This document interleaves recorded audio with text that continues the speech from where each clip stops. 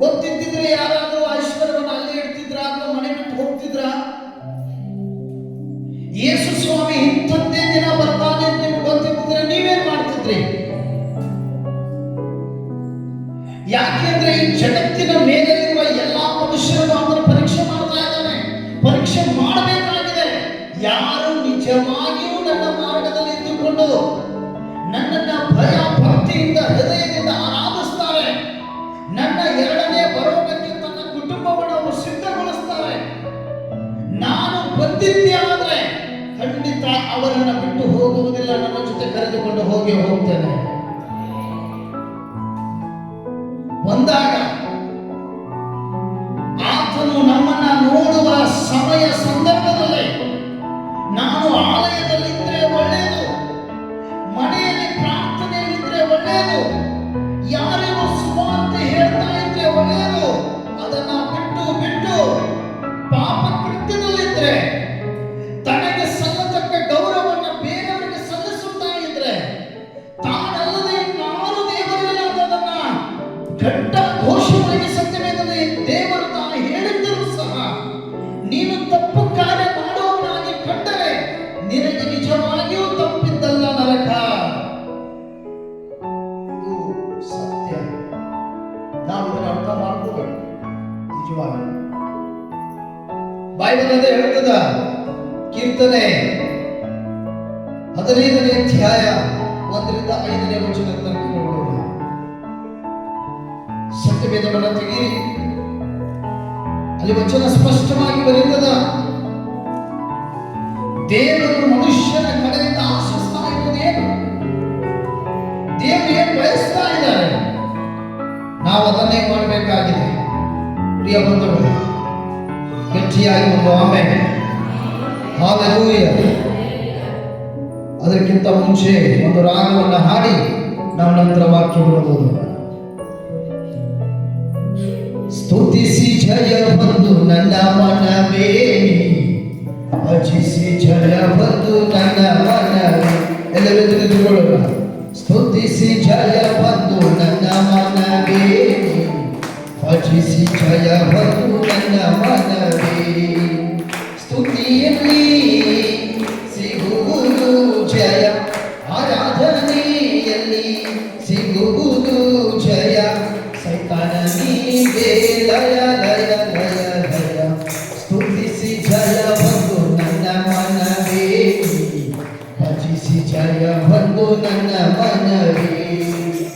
ಸ್ತುತಿಸಿ ಜಯ ಬಂದು ನನ್ನ ಮನವೇ.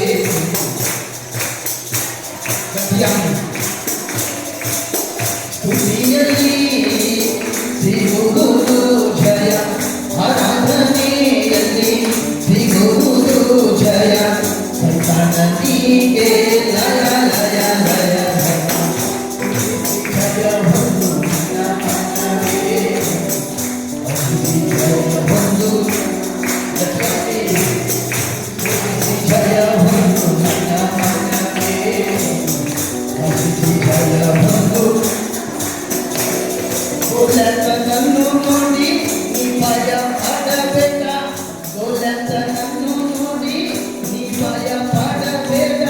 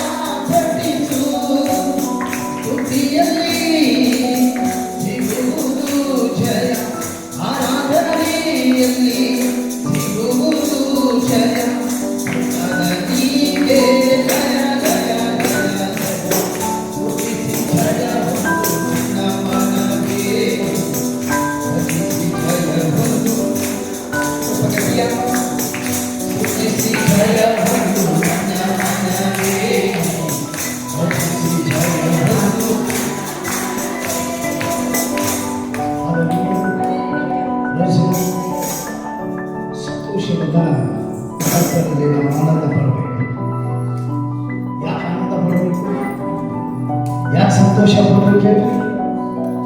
ನಿಮ್ಮನ್ನು ನಮ್ಮನ್ನ ಮರಣಕರವಾದ ರೋಗಗಳಿಂದ ತಪ್ಪಿಸಿ ಕಾಪಾಡಿದ್ದಾನೆ. ಹಲ್ಲೆಲೂಯಾ. ಯಾವ ತಂತ್ರ ಮಂತ್ರಗಳು, ಸೈತಾನನ ಯಾವ ಅಧಿಕಾರಗಳು ನಮ್ಮ ಕುಟುಂಬದವರ ಮೇಲೆ ನಡೆಯದ ಹಾಗೆ ಕಾಪಾಡಿದ್ದಾನೆ. ಅದಕ್ಕೆ ಸಂತೋಷ ಪಡಬೇಕು, ಅದಕ್ಕೆ ಖುಷಿ ಪಡಬೇಕು. ಯಾಕೆ ಅಂತಂದ್ರೆ ಸೈತಾನನ ಎಲ್ಲ ಪ್ಲಾನ್ಗಳನ್ನು ಸೈತಾನನ ಎಲ್ಲ ಪ್ಲಾನ್ಗಳನ್ನು ದೇವರು ಮುರಿದಿದ್ದಾನೆ. ಅದಕ್ಕೆ ನಾವು ಜೀವಂತವಾಗಿದ್ದೇವೆ. ಯಾಕೆ ಅಂತಂದ್ರೆ ಸೈತಾನ ಯಾವಾಗಲೂ ಮರಣಕರವಾದ ಉರುಳುಗಳನ್ನೇ ತಂದು ಹಾಕುವವನಾಗಿರ್ತಾನೆ. Hallelujah.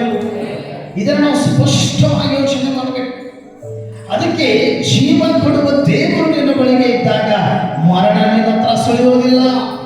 Amen. Hallelujah. Praise the lord.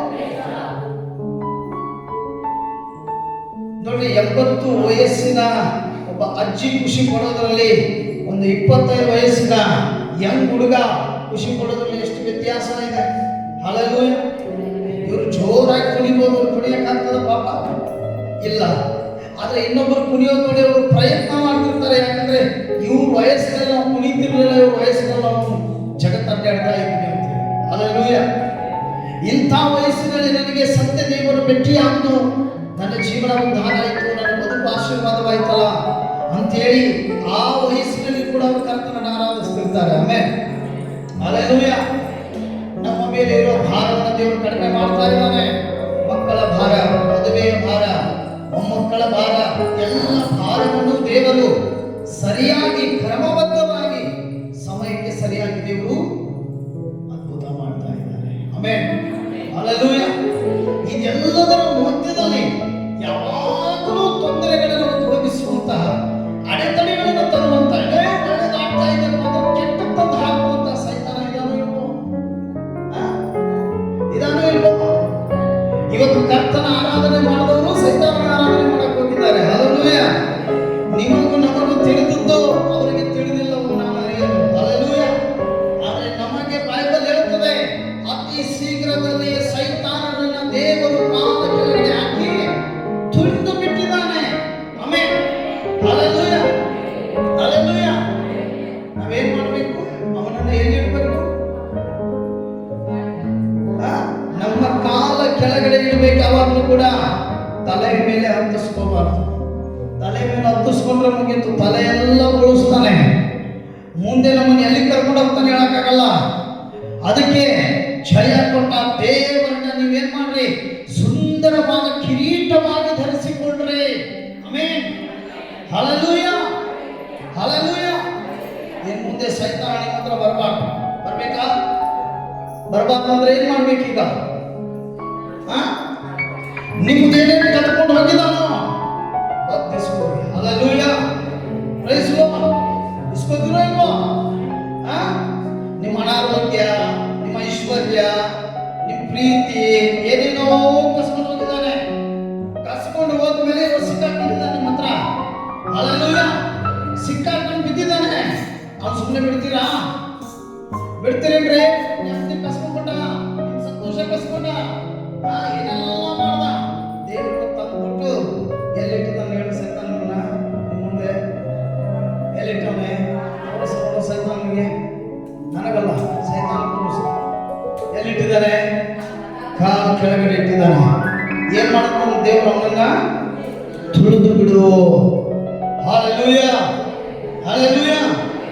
ರೆಡಿನಾ? ವಾಕ್ಯ ಪ್ರಾರಂಭಿಸೋದ್ರೊಳಗಾಗಿ ಇದನ್ನು ಮಾಡಿ ದೇವರ ಜೀವಿತದಲ್ಲಿ ಅದ್ಭುತ ಮಾಡ್ತಾರೆ. ಸ್ತುತಿಯಲ್ಲಿ ಸಿಗುವುದು ಜಯ, ಆರಾಧನೆಯಲ್ಲಿ ಸಿಗುವುದು ಜಯ. ಸ್ತುತಿಯಲ್ಲಿ ಸಿಗುವುದು ಜಯ, ಆರಾಧನೆಯಲ್ಲಿ ಸಿಗುವುದು ಜಯ. ಸಂತನಿಗೆ ಜಯ ಜಯ ಜಯ ಜಯ. ಸ್ತುತಿಸಿ ಜಯ ಬಂದು ನನ್ನ ಮನವೇ, ಸ್ತುತಿಸಿ ಜಯ ಬಂದು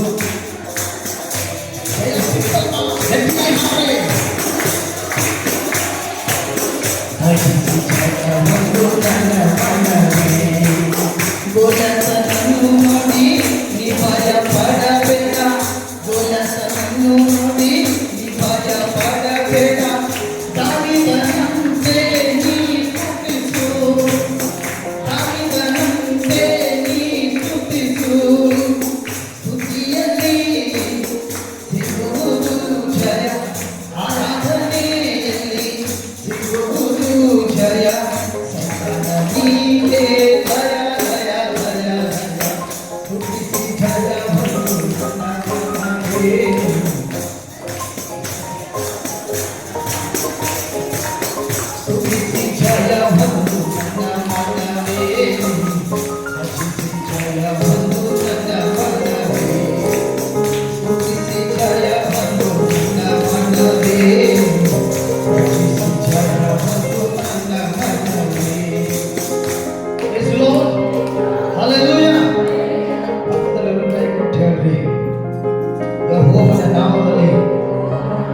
ಇಂದಿನಿಂದ ನಿನ್ನ ಕುಟುಂಬ ದೇವರು ಆಶೀರ್ವದಿಸುವನು. ಆಮೆನ್. ಯೇಸು ಮಸೀಹಿ ಕೂತುಕೊಳ್ಳಿ.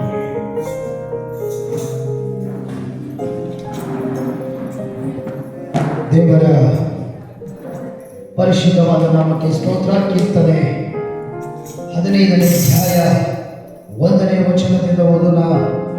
ವಾಕ್ಯ ತೆರೆದವರು ಸ್ವಲ್ಪ ಗಟ್ಟಿಯಾಗಿ ಓದಬೇಕು. ಓದ್ರಿ, ಓದಮ್ಮ.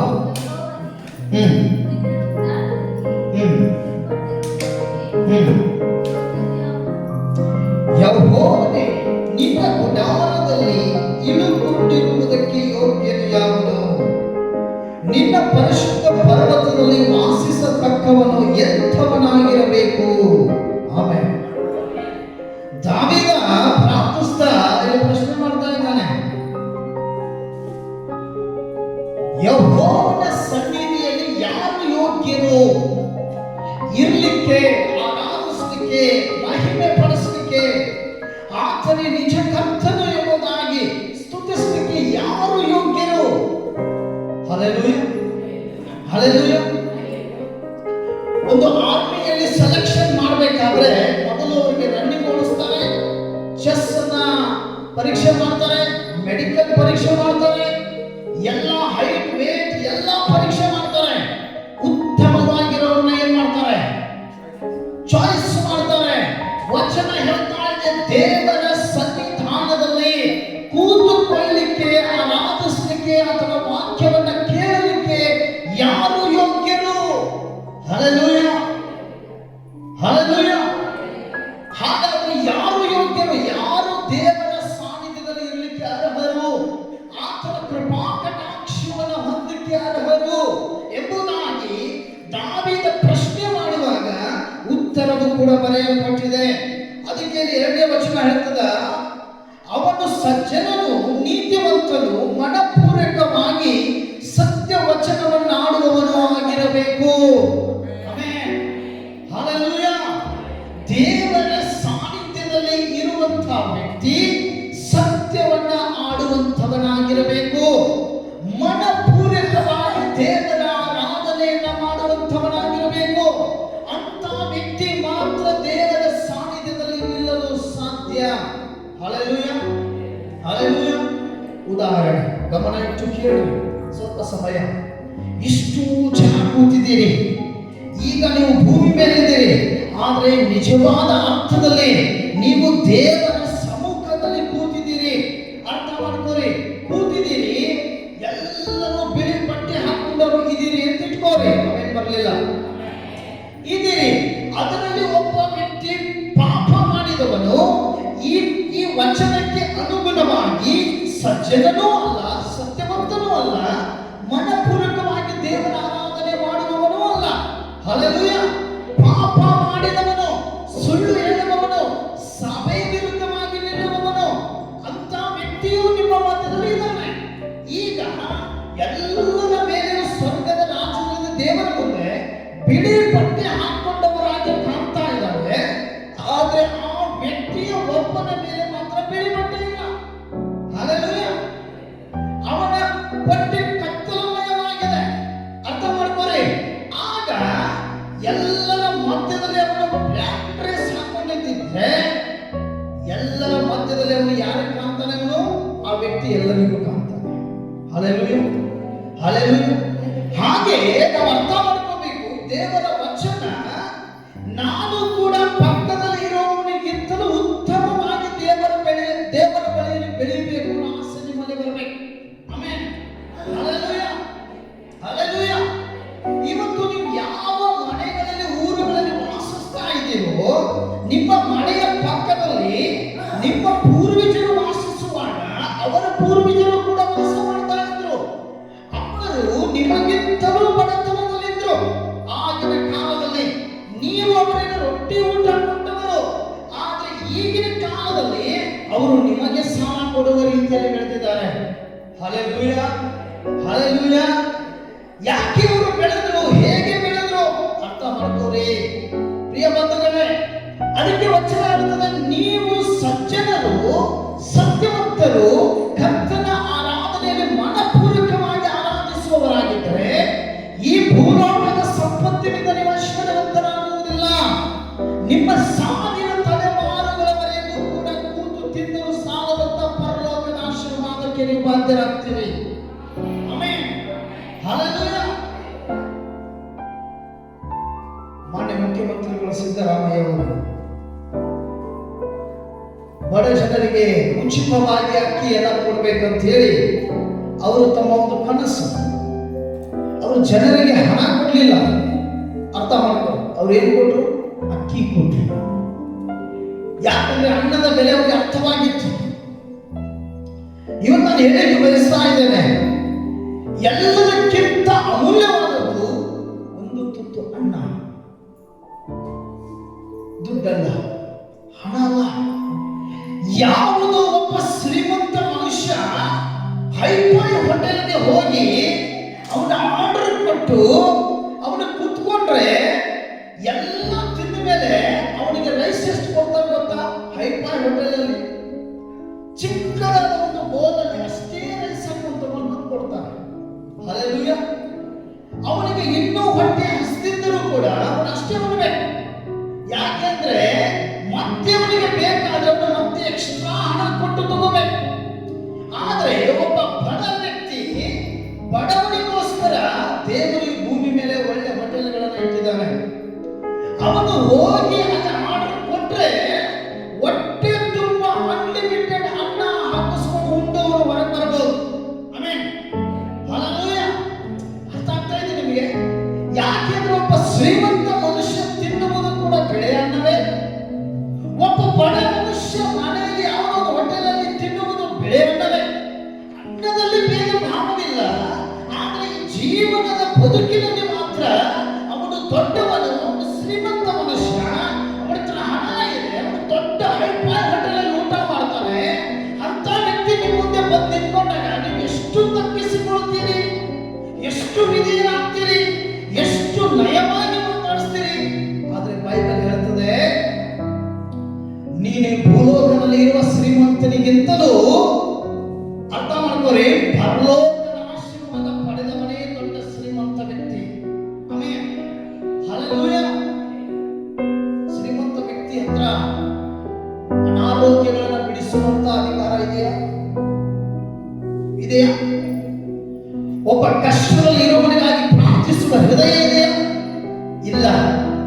ಆದ್ರೆ ಏನು ಇಲ್ಲದವನ ಹತ್ರ ಹೋಗ್ರಿ, ಒಬ್ಬ ಅನಾರೋಗ್ಯ ಪೀಡಿತ ವ್ಯಕ್ತಿಗಾಗಿ ಪ್ರಾರ್ಥಿಸಂತ ಹೇಳ್ರಿ, ಅಂಥವನ ಪ್ರಾರ್ಥನೆ ಕೇಳಿ ಲಕ್ಷ ಲಕ್ಷ ಕಟ್ಟಬೇಕಾದ ವ್ಯಕ್ತಿ 1 ರೂಪಾಯಿನೂ ಕಟ್ಟದೆ ಅವನನ್ನ ದೇವರು ಎಬ್ಬಿಸಿ ಮನೆಗೆ ಕಳಿಸ್ತಾನೆ. ಆಮೆನ್. ಸಜ್ಜನನಾಗಿರ್ಬೇಕು, ಸತ್ಯವಂತನಾಗಿರ್ಬೇಕು, ಮನಪೂರ್ವಕವಾಗಿ ಕರ್ತನನ್ನು ಹುಡುಕುವವನಾಗಿರ್ಬೇಕು. ಅಂಥವನು ಮಾತ್ರ ದೇವರ ಆಲಯದಲ್ಲಿ ಕೂತುಕೊಳ್ಳಿಕ್ಕೆ ಯೋಗ್ಯನು. ಹಲ್ಲೆಲೂಯಾ. ದೌಲತ್ ಪೈಸಾ ಸಬ್ಬಿಲ್ಲ ಎಲ್ಲಿ ಬಂದು ಸಿಗ್ತದೋ? ದೇವರ ಬಳಿಗೆ ಬರುವಾಗ ಸಿಕ್ತವಲ್ಲ. ಮೊದಲು ನಾವು ಯಾವುದನ್ನು ಅನುಸರಿಸಿ ಬದುಕ್ತಿದ್ದೋ ಅದರಿಂದ ನಮಗೆ ಏನೂ ಸಿಗಲಿಲ್ಲ. ಬರೇ ಅನಾರೋಗ್ಯ, ಬರೇ ಸಮಸ್ಯೆ, ಬರೇ ಚಿಂತೆ, ಬರೇ ಶೋಧನೆ. ಹಣ ಬಂದ್ರೆ ಸಾಕು ಹಿಂಗೆ ಹೋಗ್ತಿತ್ತು. ಅಂತ ದರಿದ್ರ ಜೀವನ ಇತ್ತು ಆ ದಿನಗಳಲ್ಲಿ.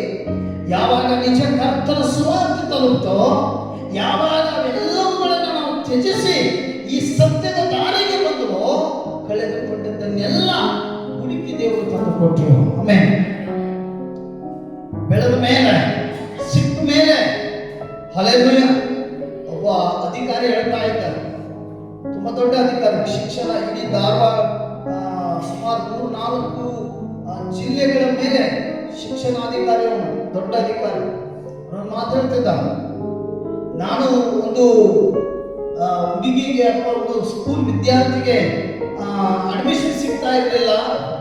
ನಾನು ಆ ಸ್ಕೂಲ್ ವಿದ್ಯಾರ್ಥಿಗೆ ಚಲೋ ಇದರಲ್ಲಿ ಅಡ್ಮಿಷನ್ ಮಾಡಿಕೊಟ್ಟೆ. ಆದರೆ ಕೃತಜ್ಞತೆಗಾದರೂ ಅವರು ತಿರುಗಿ ಒಂದು ಥ್ಯಾಂಕ್ಸ್ ಹೇಳಿಲ್ಲ ಅಂತ ಹೇಳ್ತಾ ಇದ್ರು. Hallelujah, hallelujah. ಕೃತಜ್ಞತೆಗಾದರೂ ತಿರುಗಿ ಒಂದು ಥ್ಯಾಂಕ್ಸ್ ಹೇಳಿಲ್ಲ. ಎಷ್ಟು ಸ್ವಾರ್ಥ ಜನ ಇದ್ದಾರೆ ಭೂಮಿ ಮೇಲೆ ಅಂತೇಳಿ ಬೇಜಾರು ಮಾಡ್ಕೊಂಡ. ಹಾಗಾದ್ರೆ ನೀವು ಹೇಳ್ರಿ, 6 ದೇವರು ನಿಮಗೆ ಆಹಾರ, ಗಾಳಿ, ನೀರು, ಆರೋಗ್ಯ, ಪ್ರಯಾಣದಲ್ಲಿ ಸುರಕ್ಷತೆ ಎಲ್ಲವನ್ನೂ ದೇವರು ಕೊಟ್ಟರು. 7ನೇ ದಿನ ನೀವು ಆತನ ಸಾನ್ನಿಧ್ಯಕ್ಕೆ ಬರದೆ, ಕೃತಜ್ಞತೆ ಕೊಡದೆ, ಚಾನ್ಸ್ ಹೇಳದೆ ನೀವು ಮುಂದುವರೆದಿದ್ದೆ ಆದ್ರೆ, ಮನುಷ್ಯನಿಗೆ ಚಾನ್ಸ್ ಹೇಳದೆ ಹೋದ್ರೆ ನೋವಾಗ್ತದಂದ್ರೆ ನಿಮ್ಮನ್ನ 6 ದಿನ ನಡೆಸಿದ ದೇವರಿಗೆ ಕೃತಜ್ಞತೆ ಇಲ್ಲ ಅಂದ್ರೆ ದುಃಖ ಆಗೋದಿಲ್ವಾ? ಬೇಸರ ಪಟ್ಟಂತ ಹೃದಯ, ನೊಂದ ಹೃದಯ ಆಶೀರ್ವಾದ ಕೊಡ್ತದಂತೆ ಇಲ್ಲ. ಅದಕ್ಕೆ ನೀವು ಸಜ್ಜನನಾಗಿರು, ನೀತಿವಂತನಾಗಿರು, ಸತ್ಯವಂತನಾಗಿರು.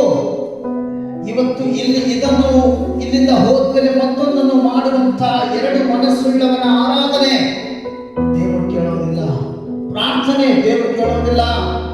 ನಾನು ಹೇಳ್ತೇನೆ, ಇವತ್ತು ಮಾತ್ರ ಏನೇ ಇರಲಿ, ಯಾವುದೇ ಸ್ಥಿತಿಯಲ್ಲಿರಲಿ, ಆದರೆ ನಿಮ್ಮ ಹೃದಯದಲ್ಲಿ ನಂಬಿಕೆಯುಳ್ಳ ಪ್ರಾರ್ಥನೆ ಒಂದಿದ್ರೆ, ನೀವು ನಿಜವಾದ ದೇವರ ಬಳಿಗೆ ಬಂದು ಏನು ಬೇಕಾದರೂ ಕೇಳಿಕೊಳ್ಳ್ರಿ, ಕರ್ತನು ನಿಮಗೆ ಅದನ್ನು ಕೊಡುವನು.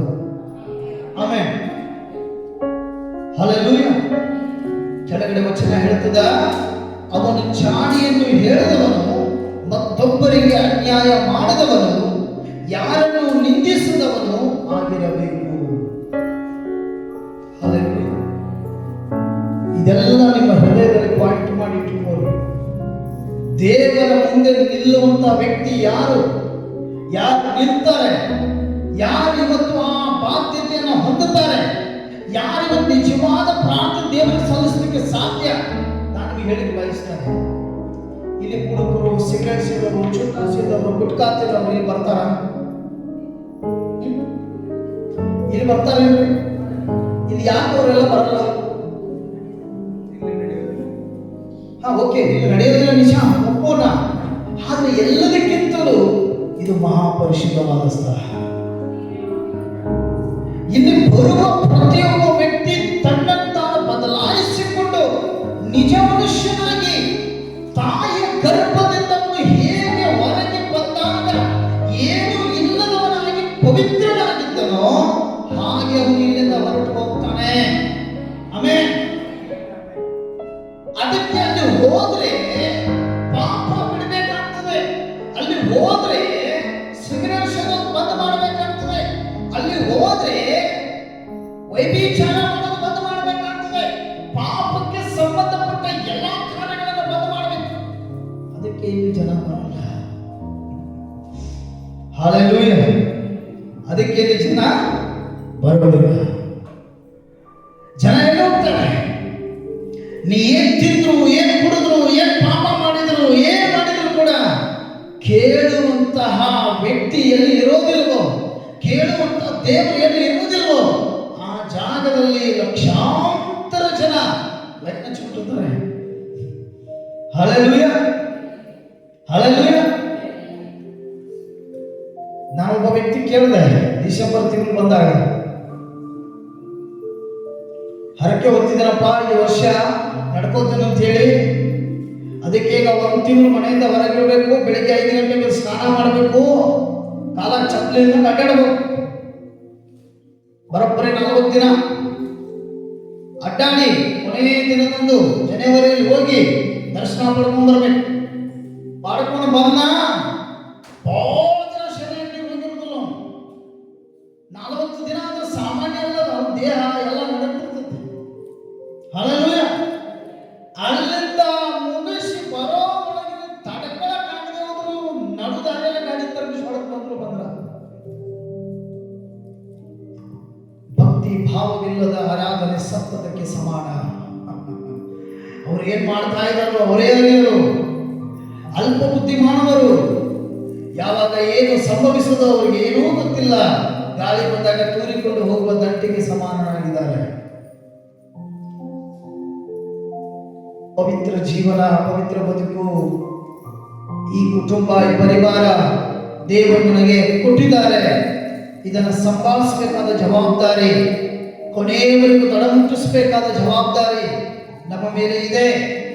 ಅದಕ್ಕೆ ವಚನ ಯಾವಾಗ ಹೇಳ್ತದ, ಈ ಸದ್ಗುಣಗಳು, ಈ ತರಹದ ಒಂದು ಪಾಪ ಕೃತ್ಯಗಳಿಗೆ ಸಮಾನವಾದ ಗುಣಗಳು ನಿಮ್ಮಲ್ಲಿ ಇರಬಾರದು.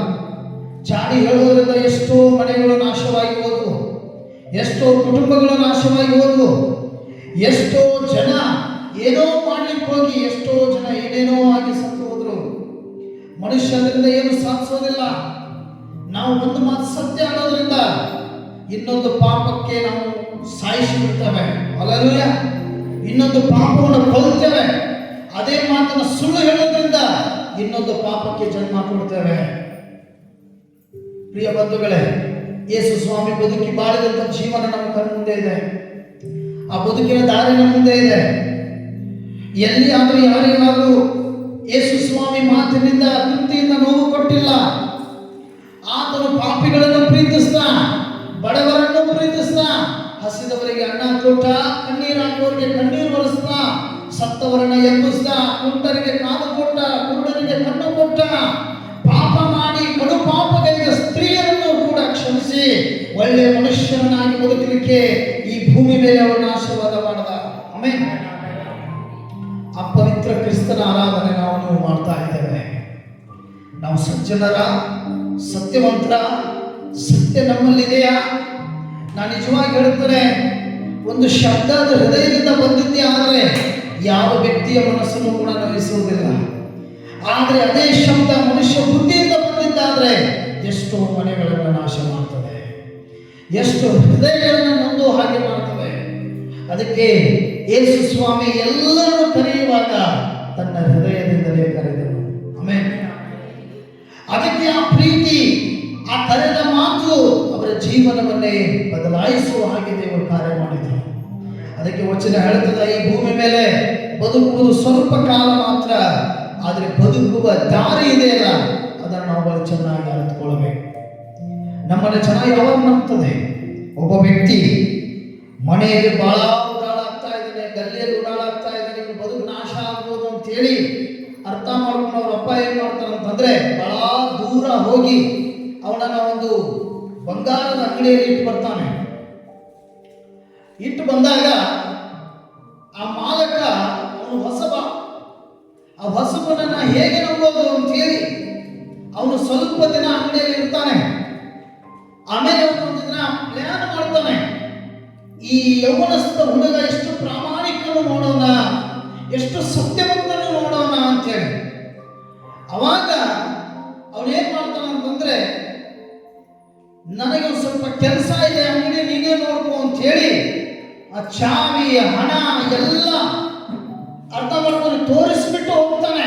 ಇದೆಲ್ಲ ಇಲ್ಲಿದೆ, ಏನೋ ಆಗದ ಹಾಗೆ ನೋಡ್ಕೊ ಅಂತೇಳಿ. ಅವನು ನೋಡಿಬಿಟ್ಟು ಆ ಅಂಗಡಿಯಲ್ಲಿ ಸಿಸಿ ಕ್ಯಾಮ್ರಾ ಇರ್ತದೆ, ಅದು ಹುಡುಗನಿಗೆ ಗೊತ್ತಿರಲ್ಲ ಅದು ಎಲ್ಲಿಟ್ಟಿರ್ತಾರೆ ಅಂತ ಹೇಳಿ. ಸಿಸಿ ಕ್ಯಾಮ್ರಾ ಇರ್ತದೆ, ಇವನು ಎಲ್ಲಿ ಹೋಗಲ್ಲ, ತನ್ನ ಮನೆಗೆ ಹೋಗಿ ಬೆಡ್ರೂಮ್ ಅಲ್ಲಿ ಕುತ್ಕೊಂಡು ಆನ್ ಮಾಡಿ ಮೊಬೈಲ್ ಅಲ್ಲಿ ನೋಡ್ತಿರ್ತಾನೆ. ಆ ಹುಡುಗ ಏನ್ ಮಾಡ್ತಾ ಇದ್ದಾನೆ ಅಂತೇಳಿ ಅರ್ಥ ಮಾಡ್ಕೊಳ್ಳಿ. ಅವಾಗ ಅಲ್ಲಿ ಒಬ್ಬ ಕಸ್ಟಮರ್ ಬರ್ತಾರೆ, ಬಂದುಬಿಟ್ಟು ಏನೋ ಒಂದು ವಸ್ತು ಕೇಳ್ತಾರೆ. ಇವನಿಗೆ ಸ್ವಲ್ಪ ಅದಾಗಲೇ ಹೋಗಿ ಸರ್ವಿಸ್ ಆಗಿರ್ತದೆ, ಜ್ಞಾನ ಇರ್ತದೆ. ಆ ವಸ್ತು ಅವರಿಗೆ ಕೊಟ್ಟು ಹಣ ತಗೋತಾನೆ. ತಗೊಂಡ್ಬಿಟ್ಟು ಒಂದು ಪಟ್ಟಿ ತಗೋತಾನೆ, ಅದ್ರ ಮೇಲೆ ಬರೀತಾನೆ, ಇಂಥ ವಸ್ತು ತಗೊಂಡು ಹೋದ್ರು, ಇಂಥ ವಸ್ತು ಇಷ್ಟು ಹಣಕ್ಕೆ ಕೊಟ್ಟೆ, ಈ ಹಣವನ್ನ ಈ ಡ್ರಾದಲ್ಲಿ ಇಟ್ಟಿದ್ದೇನೆ ಅಂತ. ಹಲ್ಲೆಲೂಯಾ. ಅದನ್ನೆಲ್ಲ ಮಾಲಕರು ನೋಡ್ತಿರ್ತಾರೆ. ಇವನು ಯಾವ್ದಾದ್ರು ತಿಜೋರಿ ನೋಡ್ತಾನ, ಎಲ್ಲಿಯಾದ್ರೂ ಕೈ ಹಾಕ್ತಾನ, ಏನಾದ್ರೂ ಕತ್ಕೋತಾನ ಅಂತೇಳಿ. ಪ್ರಿಯ ಬಂಧುಗಳೇ, ಅರ್ಥ ಮಾಡ್ಕೋರಿ. ಅವಾಗ ಅವನು ಕಸ ಹುಡುಕ್ತಾ ಹುಡುಕ್ತಾ ಹುಡುಕ್ತಾ ಇರ್ಬೇಕಾದ್ರೆ ಅಲ್ಲಿ ಇಷ್ಟು ಕೆಳಗಡೆ ಬಿದ್ದು ಬಂಗಾರ ಸಿಗ್ತದೆ ಅವನಿಗೆ. ಬಂಗಾರದ ಕಡೆ ಬಂಗಾರ ಸಿಗ್ತದೆ. ಸಿಕ್ಕಾಗ ಅದನ್ನು ಎತ್ಕೋತಾನೆ. ಎತ್ಕೊಂಡ್ಬಿಟ್ಟು ಅರ್ಥ ಮಾಡ್ಕೋರಿ, ಅದನ್ನ ಒಂದು ಡ್ರಾದಲ್ಲಿ ಅಥವಾ ಯಾವುದೊಂದು ಸುರಕ್ಷಿತವಾದ ಸ್ಥಳದಲ್ಲಿ ಇಡ್ತಾನೆ. ಅದನ್ನು ಅವನು ಏನ್ ಮಾಡ್ತಾನೆ ಅಂದ್ರೆ ಪಟ್ಟಿಯಲ್ಲಿ ಬರೀತಾನೆ, ನಾನು ಕಸ ಹುಡುಕ್ತಾ ಇದ್ದೆ, ಮತ್ತೆ ಇಂಥ ವಸ್ತು ನನಗೆ ಹೀಗೆ ಸಿಕ್ತು, ಅದನ್ನ ನಾನು ಇಂಥ ಜಾಗದಲ್ಲಿ ಇಟ್ಟಿದ್ದೇನೆ ಅಂತ. ಆಮೇಲೆ ಸಾಯಂಕಾಲ ಆ ಮಾಲಕರು ಬರ್ತಾನೆ. ಬಂದುಬಿಟ್ಟು ಅವನಿಗೆ ಕೇಳ್ತಾರೆ, ಯಾರಾದ್ರೂ ಬಂದಿದ್ರ, ಏನಾಯ್ತು, ಹೆಂಗಾಯ್ತು ಅಂತ. ಅವಾಗ ಅವನು ಹೇಳ್ತಾನೆ, ಸರ್, ನಿಜವಾಗಿ ಒಂದು ಕಸ್ಟಮರ್ ಬಂದಿದ್ದು, ಮತ್ತೆ ಅವರಿಗೆ ನಾನು ಇಂಥ ವಸ್ತು ಕೊಟ್ಟೆ, ಆ ಹಣವನ್ನು ನಾನು ಟೇಬಲ್ ಒಳಗಡೆ ಇಟ್ಟಿದ್ದೇನೆ, ಮತ್ತೆ ಅದನ್ನು ನಾನು ಬರೆದು ಇಟ್ಟಿದ್ದೇನೆ ಅಂತೇಳಿ ಪಟ್ಟಿ ತೋರಿಸ್ತಾನೆ. ಆಮೇಲೆ ನಾನು ಕಸ ಹುಡುಕ್ತಾ ಇದ್ದೆ, ಹುಡುಕ್ಬೇಕಾದ್ರೆ ಇಷ್ಟು ಬಂಗಾರ ಸಿಕ್ತು, ಅದನ್ನ ನಿಂತ ಡ್ರಾಲ್ ಇಟ್ಟಿದ್ದೇನೆ, ಅದನ್ನ ನೀವು ತಗೋರಿ ಅಂತ ಹೇಳಿದ್ರೆ ಪಟ್ಟಿಯಲ್ಲಿ ಬರೆದು ತೋರಿಸ್ತಾನೆ. ಅವಾಗ ಮಾಲಕ ಅವನನ್ನು ತಪ್ಪಿಕೊಂಡು ಬಹಳ ಸಂತೋಷ ಪಡ್ತಾನೆ. ಯಾಕೆ ಸಂತೋಷ ಪಡ್ತಾ ಇದ್ದಾನೆ ಹೇಳಿ? ಲಕ್ಷಾಂತರ ರೂಪಾಯಿ ಬೆಲೆ ಮಾಡುವಂತಹ ಆಭರಣಗಳು, ಕ್ಯಾಶ್, ಹಣ ಎಲ್ಲವನ್ನ ಕೈಯಲ್ಲಿ ಕೊಟ್ಟು ಹೋಗಿದ್ದಾನೆ. ಮನುಷ್ಯನ ಕಣ್ಣಿಗೆ ಹಣ ನೋಡಿದ್ರೆ ಸಾಕು, ಇಲ್ಲಿ ಚೇಂಜ್ ಆಗಲಿಕ್ಕೆ ಸ್ಟಾರ್ಟ್ ಆಗ್ತದೆ, ಇಲ್ಲಿ ಬದಲಾವಣೆ ಆಗಲಿಕ್ಕೆ ಸ್ಟಾರ್ಟ್ ಆಗ್ತದೆ. ಯಾಕೆ ಅಂತಂದ್ರೆ ಹಣದ ಹಿಂದೆ ಓಡಿ ಹೋಗೋರು ಬಹಳ ಜನ, ಹಣವನ್ನು ಕದ್ದುಕೊಂಡು ಹೋಗೋರು ಬಹಳ ಜನ. ಅನ್ಯಾಯದಿಂದ ಗಳಿಸಿದ ಸಂಪತ್ತು ಅದು ಕ್ಷಣಿಕ ಮಾತ್ರ, ನ್ಯಾಯವಾಗಿ ಗಳಿಸಿದ ಸಂಪತ್ತು ಅದು ಜೀವನ ಪರ್ಯಂತ ನಿನ್ನ ಜೊತೆ ಇರ್ತದೆ. Amen, hallelujah. ಸಜ್ಜನರಾಗಬೇಕು. ಹಲ್ಲೆಲೂಯಾ. ಅದಕ್ಕೆ ವಚನ ಹೇಳ್ತದ, ಚಾಡಿ ಹೇಳದವನು, ಸುಳ್ಳು ಮಾತನಾಡಿದವನು. ಆ ಮಾಲಕ ಖುಷಿ ಪಟ್ಟ. ಸಭೆಯಲ್ಲಿ ನೀನು ನೀತಿವಂತನೋ, ನೀನು ಸಜ್ಜನನೋ, ನಿನ್ನ ಪ್ರಾರ್ಥನೆ ನಿಜವಾಗಿಯೂ ಸಭೆಗೋಸ್ಕರ ಇದೆಯೋ, ಸೇವೆಗೋಸ್ಕರ ಇದೆಯೋ, ಸಭೆಯ ಕಾರ್ಯದಲ್ಲಿ ನೀನು ಚಟುವಟಿಕೆಯಲ್ಲಿ ನಿನ್ನ ಪಾಲುಗಾರರು, ಒಂದ್ಸಲ ಯೋಚನೆ ಮಾಡಿ. ನಮ್ಮ ಹತ್ರ ಎಲ್ಲ ಕೊಡ್ತಾನೆ ದೇವರು. ಹೇಗೆ ಆ ಬಂಗಾರದ ಮಾಲೀಕ ಎಲ್ಲವನ್ನೂ ಕೊಟ್ಟು ಹೋದ್ನೋ, ಹಾಗೆ ದೇವರು ಏನು ಇಲ್ಲದ ನನಗೆ ಎಲ್ಲವನ್ನು ಕೊಟ್ಟು ಪರೀಕ್ಷೆ ಮಾಡ್ತಾನೆ. ನನ್ನ ಹತ್ರ ಆಲಯ ಕಟ್ಟೋ ಸಮಯದಿಂದ ಹಿಡ್ಕೊಂಡು ಇಲ್ಲಿವರೆಗೂ ಲಕ್ಷಾಂತರ ರೂಪಾಯಿ ನನ್ನ ಹತ್ರ ಬಂತ. ನಾ ಏನ್ ಬೇಕಾದ್ರೂ ಮಾಡ್ಬೋದಾಗಿತ್ತು. ನಾನೇನ್ ಮಾಡಿದೆ? ಆ ಹಣ ಯಾರು ಕೊಟ್ಟರು, ಎಲ್ಲಿಟ್ಟೆ, ಎದಕ್ಕೆ ಖರ್ಚು ಮಾಡಿದೆ, ಏನು ತಗೊಂಡು ಬಂದೆ, ಯಾವ ಸಮಯ, ಯಾವ ದಿನಾಂಕ, ಯಾವಾಗ ಆಗಿದ್ದು, ಎಷ್ಟು ಖರ್ಚಾಯಿತು ಎಲ್ಲ ಬರೆದಿಟ್ಟೆ ದೇವರ ಮುಂದೆ ಮತ್ತು ಪ್ರಾರ್ಥನೆ ಮಾಡಿದೆ. ನೀತಿವಂತನ ಅತ್ಯಾಸಕ್ತಿಯುಳ್ಳ ಪ್ರಾರ್ಥನೆ. ಸಭೆ ವಿಶ್ವಾಸಿಗಳು ಏನೇ ಅನ್ಕೋತಾ ಇರಲಿ, ಮಾಲಕ ಕರೆಕ್ಟ್ ಇದ್ರೆ ಸಾಕು, ದೇವರ ಮುಂದೆ ಎಲ್ಲ ದೇವರು ಕೊಡಕ್ಕೆ ಸ್ಟಾರ್ಟ್ ಮಾಡ್ತಾರೆ. Amen, hallelujah. ನಾವು ನೀತಿವಂತರಾಗಿದ್ದರೆ ನೀನು ಎಲ್ಲೇ ಹೋಗಿ ಪ್ರಾರ್ಥನೆ ಮಾಡು, ನೀನು ಅಲ್ಲಿ ಫಲ ಕೊಡುವ ಆನೆಗಳನ್ನು ಆಶೀರ್ವಾದ ಮಾಡ್ತಾರೆ. ಆಮೆನ್. ದೇವರಿಂದ ಬಂದಂತ ಹಣ, ದೇವರ ರಾಜ್ಯಕ್ಕಾಗಿ ಸಿಕ್ಕ ಹಣ ಒಂದು ನಿಮಿಷವೂ ನನ್ನ ಹತ್ರ ಇಟ್ಕೊಳ್ಳೋದಿಲ್ಲ. ಯಾಕೆ ಈ ಮಾತನ್ನು ಹೇಳ್ತಾ ಇದ್ದೇನೆ ಅಂದ್ರೆ ವಚನ ಸ್ಪಷ್ಟಪಡಿಸ್ತದ. ಮತ್ತೊಬ್ಬರಿಗೆ ಅನ್ಯಾಯ ಮಾಡದವನು ಎಂತವರಾಗಿರ್ಬೇಕು ನಾವು? ಮತ್ತೊಬ್ಬರಿಗೆ ಅನ್ಯಾಯ ಮಾಡದವನು, ನಿಂದಿಸದವನು, ಚಾಡಿ ಹೇಳಿದವನು ಆಗಿರಬೇಕು. ನಮ್ಮ ಹತ್ರ ಯಾವ ಸಂಪತ್ತು, ಏನೇ ಸಂಪತ್ತು, ಎಷ್ಟೇ ಸಂಪತ್ತು ನಮ್ಮ ಹತ್ರ ಇರಲಿ, ಆದರೆ ಒಂದು ಮಾತು ನೆನಪಿಟ್ಕೊಳ್ಳಿ, ನೀನು ಸತ್ಯವಂತನಾಗಿದ್ರೆ, ನೀನು ನೀತಿವಂತನಾಗಿದ್ರೆ, ನೀನು ಪ್ರಾಮಾಣಿಕನಾಗಿದ್ರೆ ಖಂಡಿತವಾಗಿ ನಿನ್ನ ಸಂಪತ್ತು ಸುರಕ್ಷಿತವಾಗಿ ದೇವರು ಕಾಪಾಡ್ತಾರೆ. ಹಲ್ಲೆಲೂಯಾ. ನಂತರ ವಚನ ಇರ್ತದೆ, ಅವನು ಭ್ರಷ್ಟರನ್ನು ಜರಿದು ಬಿಟ್ಟವನು. ನಿಜ, ಇದೊಂದು ಬಹಳ ಇಂಪಾರ್ಟೆಂಟ್. ನಾನು ಪ್ರಾಮಾಣಿಕ ಇಲ್ಲ, ನನ್ನ ಜೊತೆ ಇದ್ದವರು ಪ್ರಾಮಾಣಿಕರಿಲ್ಲ. ನಾನು ಒಳ್ಳೆಯವನು, ನನ್ನ ಜೊತೆ ಇದ್ದವರು ಒಳ್ಳೆಯವರಿಲ್ಲ. ನಾನು ಸತ್ಯವಂತನು, ನನ್ನ ಜೊತೆ ಇದ್ದವರು ಸತ್ಯವಂತರಿಲ್ಲ. ನಾನು ಪರಿಶುದ್ಧನು, ನನ್ನ ಜೊತೆ ಇದ್ದವರು ಪರಿಶುದ್ಧರಲ್ಲ. ಈಗ ಏನ್ ಮಾಡಬೇಕು? ವಚನ ಹೇಳುತ್ತದ, ವಾಕ್ಯ ಸ್ಪಷ್ಟಪಡಿಸ್ತದ ನೋಡ್ರಿ. ಅಲ್ಲಿ ಅವನು ಭ್ರಷ್ಟರನ್ನು ಜರಿದು ಬಿಟ್ಟವನು ಅಂದ್ರೆ ಅವರಿಂದ ದೂರ ಹೋದವನು. ಹಲ್ಲೆಲೂಯಾ. ಸ್ವಲ್ಪ ದಿನಗಳ ಹಿಂದೆ ಮಾನ್ಯ ಜಿಲ್ಲಾಧಿಕಾರಿಯವರ ಭೇಟಿ ಆಗಲಿಕ್ಕೆ ನಾನು ಹೋಗಿದ್ದೆ. ನಮ್ಮ ಬೆಳಗಾವಿ DC ಅವ್ರನ್ನ ಬೇರೆಯವ್ರ ಕೆಲಸಕ್ಕೆ ಹೋದೆ. ಅವರು ಮೀಟಿಂಗ್ ಅಲ್ಲಿ ಇದ್ದ ಕಾರಣ ಜಾಸ್ತಿ ಸಮಯ ನನಗೆ ಅಲ್ಲಿ ಇರಲಿಕ್ಕೆ ಆಗಲಿಲ್ಲ. ನಾನು ಹೇಳಲಿಕ್ಕೆ ಬಯಸ್ತೇನೆ ನಿಮಗೆ, ನೀನು ಪ್ರಾಮಾಣಿಕನಾಗಿದ್ದರೆ ನೀತಿವಂತನಾಗಿದ್ರೆ ಯಾರೂ ಕೂಡ ತಲುಪಲಾರದ ಸ್ಥಳಗಳಿಗೆ ದೇವರು ನಿನ್ನನ್ನು ತಲುಪಿಸ್ತಾನೆ. ಆಮೆನ್. ಎಲ್ಲರೂ ವೇಟ್ ಮಾಡ್ತಾರೆ, ಎಲ್ಲರೂ ಕಾಯ್ತಾರೆ, ನಮ್ಮನ್ನು ದೇವರು ಕಾಯಿಸೋದಿಲ್ಲ. ಆಮೆನ್. ಹಲ್ಲೆಲೂಯಾ. ಅರ್ಥ ಆಗ್ತಾ ಇದೆ ನಿಮಗೆ? ಅದಕ್ಕೆ ವಚನ ಹೇಳ್ತದೆ, ನೀ ದುಷ್ಟರಿಂದ ಜರಿದು ಬಿಟ್ಟವನಾಗಿರು, ಅವರಿಂದ ದೂರ ಹೋದವನಾಗಿರು, ಕಾರಣ ನಿನ್ನ ಅಭಿಷೇಕ ಹೋದಿತ್ತು. ಎಚ್ಚರಿಕೆ. ಸೌಲನೇ ತಪ್ಪು ಮಾಡ್ದ. ಸೌಲನಿಗೆ ದೇವರು ಹೇಳ್ತಾನೆ, ನಿನಗೆ ಏನು ಯೋಗ್ಯತೆ ಇತ್ತು? ನಿನ್ನನ್ನು ತಗೊಂಡೋಗಿ ನಾನು ಇಸ್ರಾಯೇಲ್ ಮೇಲೆ ಅರಸನನ್ನಾಗಿ ಮಾಡಿದೆ, ನಾನು ನಿನಗೆಲ್ಲ ಕೊಟ್ಟೆ, ನಾನು ನಿನಗೆ ಎಲ್ಲ ಅಧಿಕಾರ ಕೊಟ್ಟೆ, ನಿನ್ನ ವಿರುದ್ಧವಾಗಿ ಯುದ್ಧ ಮಾಡಿ ಯಾರು ಗೆಲ್ಲದ ಹಾಗೆ ನೋಡಿಕೊಂಡೆ. ಆದ್ರೆ ನೀನೇನ್ ಮಾಡಿದೆ? ನಾನು ಹೇಳಿದ ಆಜ್ಞೆಯನ್ನು ಮುರಿದು ಪಾಪ ಮಾಡಿದ ಕಾರಣ ನಿನಗೆ ಕೊಟ್ಟ ರಾಜ್ಯತ್ವವನ್ನು ನಾನು ಕಸಿದುಕೊಂಡಿದ್ದೇನೆ ಮತ್ತು ಅದನ್ನು ಯೋಗ್ಯವುಳ್ಳವರಿಗೆ ಕೊಡುತ್ತೇನೆ ಎಂಬುದಾಗಿ ದೇವರು ಹೇಳಿದ. ಆಮೆನ್. ಹಲ್ಲೆಲೂಯಾ. ದೇವರ ಐಶ್ವರ್ಯ, ದೇವರು ಕೊಟ್ಟಂತ ಐಶ್ವರ್ಯ, ದೇವರು ಕೊಟ್ಟಂತ ಆರೋಗ್ಯ, ದೇವರು ಕೊಟ್ಟಂತ ಸಮಾಧಾನ, ದೇವರು ಕೊಟ್ಟಂತ ಪ್ರೀತಿ, ಶಾಂತಿಯನ್ನ ನೀನು ಉಪಯೋಗಿಸಿಕೊಂಡು ಈ ಸಮಾಜದಲ್ಲಿ ಬಿದ್ದಾಗ, ಈ ಲೋಕದಲ್ಲಿ ಬಿದ್ದಾಗ, ನೀನು ದೇವರಿಂದ ಬಿಟ್ಟು ಹೋಗಿ ಬದುಕುವಾಗ ಅದೆಲ್ಲವೂ ಪತನವಾಗುತ್ತಾ ಹೋಗುತ್ತದೆ, ಎಲ್ಲವೂ ಕೂಡ ಬೀಳುತ್ತಾ ಹೋಗುತ್ತದೆ. ಉದಾಹರಣೆ ಕೊಡ್ಲಾ? ದೇವರು ಕಟ್ಟಿದ ಮನೆ. ಆಮೆನ್. ಈಗ ದೇವರು ಕಟ್ಟಿದ ಈ ಮನೆ ಸ್ವಲ್ಪ ಕಾಲ ಇದ್ದು ನಂತರ ಸೈತಾನನ ಹತ್ರ ಹೋದಾಗ, ದೇವರು ಕಟ್ಟಿದ ಮನೆಯಲ್ಲಿ, ದೇವರು ಕಟ್ಟಿದ ಮನೆಯನ್ನು ಸೈತಾನ ಇರ್ತಾನ? ಅವ ಆ ಮನೆ ಇರ್ತಾನ? ಅವನೇನ್ ಮಾಡ್ತಾನೆ? ಈ ದೇವರು ಕಟ್ಟಿದ ಮನೆ ಬೆಳಕಿದೆ, ಸತ್ಯವಿದೆ, ಆಜ್ಞೆಗಳಿದ್ದಾವೆ, ಅರ್ಥ ಮಾಡ್ಕೊಂಡು, ನಿಜ ಬೆಳಕಿದೆ, ಪಾಪವಿಲ್ಲದ ಜೀವನ ಇದೆ, ಪರಿಶುದ್ಧ ಬದುಕಿದೆ, ಸತ್ಯವಂತರಿದ್ದಾರೆ, ಪ್ರಾರ್ಥನೆ ಮಾಡುವವರಿದ್ದಾರೆ, ಇಲ್ಲಿ ಎಲ್ಲ ಇದೆ. ಈಗ ಎಲ್ಲ ಇದೆ, ನೀನು ಈ ದೇವರು ಕಟ್ಟಿದ ಮನೆಯನ್ನು ತಗೊಂಡೋಗಿ ಸೈತಾನನ ಮುಂದೆ ಇಟ್ಟೆ. ಈಗ ಸೈತಾನ ಏನ್ ಮಾಡ್ತಾನ?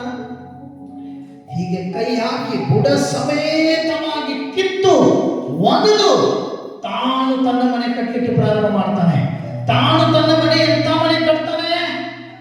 ಒಬ್ಬ ವಿಶ್ವಾಸಿ ಚರ್ಚ್ ಬಿಟ್ಟು ಹೋದ ಮೇಲೆ ಅವನು ಎಂತ ಮನೆ ಕಟ್ಕೊತಾನೆ? ಒಂದ್ಸಲ ವಚನ ಓದ್ತೀನಿ ನೋಡ್ರಿ, ಮತ್ತೊಂದು ಆವರ್ತಿ ಗಮನ ಕೊಟ್ಟು ಕೇಳ್ರಿ. ಎಂತ ಮನೆ ಪ್ರಾರಂಭ ಆಗ್ತದೆ ಕಟ್ಟಲಿಕ್ಕೆ? ಸಜ್ಜನನು ಆಗಿರೋದಿಲ್ಲ, ನೀತಿವಂತನಾಗಿರೋದಿಲ್ಲ, ಮನಪೂರ್ವಕವಾಗಿ ಸತ್ಯ ಹೇಳೋದಿಲ್ಲ, ಅವನು ಚಾಡಿ ಹೇಳುತ್ತಾನೆ, ಮತ್ತೊಬ್ಬರಿಗೆ ಅನ್ಯಾಯ ಮಾಡುತ್ತಾನೆ, ನಿಂದಿಸುತ್ತಾನೆ, ಭ್ರಷ್ಟರೊಂದಿಗೆ ಬೆರೆತು ಬದುಕುತ್ತಾನೆ. ಸೈತಾನನ ಮನೆ ಕತ್ತಲು, ಅನಾರೋಗ್ಯ, ಸಮಸ್ಯೆ, ಪ್ರಾಬ್ಲಮ್. ಒಬ್ಬ ಪಾಸ್ಟರ್ ನಾನು ಯೂಟ್ಯೂಬ್ ಅಲ್ಲಿ ವಿಡಿಯೋ ನೋಡ್ತಾ ಇದ್ದೆ. ದುಷ್ಟ ಆತ್ಮ ತುಂಬಿತ್ತು ಒಂದು ಸ್ತ್ರೀ ಒಳಗಡೆ. ಬಹಳ ಜನ ಅವರನ್ನ ಹಿಡ್ಕೊಂಡಿದ್ರು, ಚೀರ್ತಾ ಇದ್ರು, ಒದ್ದಾಡ್ತಾ ಇದ್ರು, ಬಹಳ ಜನ ಹಿಡ್ಕೊಂಡಿದ್ರು. ಈ ದುಷ್ಟ ಆತ್ಮನನ್ನ ಏನು ಇಷ್ಟು ಜನ ಹಿಡ್ಕೊಳ್ಳೋ ಅವಶ್ಯಕತೆ ಇದಕ್ಕಿಲ್ಲ. ಅಷ್ಟು ಏನು ಕಷ್ಟ ಪಡಬೇಡ್ರಿ ನೀವು, ಅದನ್ನ ನನ್ನ ಹತ್ರ ಕರ್ಕೊಂಡು ಬರ್ರಿ ಅಂತಂದ್ರು. ಪಾಸ್ಟ್ ಹತ್ರ ಕರ್ಕೊಂಡು ಬಂದ್ರು. ಆ ದುಷ್ಟ ಆತ್ಮಕ್ಕೆ ಪಾಸ್ಟರ್ ಹೇಳಿದ್ರು, ದುಷ್ಟಾತ್ಮ, ನಿನ್ನ ಕಡೆ ಅದೆಷ್ಟು ಶಕ್ತಿ ಇದೆ ನಾನು ನೋಡಬೇಕು. ನೀನೇನ್ ಮಾಡಂದ್ರೆ ಸ್ವಲ್ಪ ಕಣ್ಣು ಪಿಕ್ಕಳಿಸ್ದೆ, ನನ್ನ ಕಣ್ಣುಗಳನ್ನು ನೋಡು ಅಂದ್ರು. ನನಗೆ ತಾಕತ್ ನೋಡ್ಬೇಕು, ನಾನು ನಿನ್ ಸ್ವಲ್ಪ ನೋಡು ಅಂದ್ರು. ನೋಡಕ್ ಸ್ಟಾರ್ಟ್ ಮಾಡ್ತದ ಹಿಂಗೆ, ನೋಡು ನೋಡು ನೋಡು. ಅವಾಗ ಹೇಳಕ್ ಸ್ಟಾರ್ಟ್ ಮಾಡು, ನಿನ್ನ ಕಣ್ಣಿನಲ್ಲಿ ನನಗೆ ಬೆಂಕಿ ಕಾಣ್ತಾ ಇದೆ, ನಾನು ಹೋಗ್ತೇನೆ, ನಾನು ಇರೋದಿಲ್ಲ. ಓ ಬೆಂಕಿ ನನ್ನ ಮೇಲೆ ಬರೋದು ಬೇಡ, ನಾನು ಸುಟ್ಟು ಹೋಗ್ತೇನೆ, ನನ್ನ ಮತ್ತೆ ನರಕಕ್ಕೆ ಕಳಿಸ್ಬೇಡ, ನನ್ನ ಬಾಧನಾಯ್ತು ಬಂದು. ನೋಡ್ತಾ ಇದ್ದಾರೆ ಅಷ್ಟೇ. ಅದು ಹೇಳಿ ಹೋಯಿತು, ನಾನು ಮತ್ತೆ ಬರೋದಿಲ್ಲ ಅಂತ. ಆಮೇಲೆ ಹಲ್ಲೆಲೂಯಾ. ಇವತ್ತು ಬೆಳಿಗ್ಗೆ ಗಾಡಿಯಲ್ಲಿ ಬರಬೇಕಾದ್ರೂ ಅವರು ಪಾಸು ನೋಡಿದ್ರೆ ಅವ್ರನ್ನ ನೀವು ಅಂತ ಕೇಳಿದ್ರು ನನಗೆ. ನಾನು ಒಂದೇ ಮಾತು, ನಾನು ನೋಡಿದ್ರೆ ಸುಟ್ಟು ಹೋಗೋದು ಮಾತ್ರ ಗ್ಯಾರಂಟಿ. ಹಲ್ಲೆಲೂಯಾ. ನಾನು ಮನುಷ್ಯ, ನನ್ನ ಒಳಗಡೆ ನಡೀತಾ ಇರುವ ಕ್ರಿಯೆ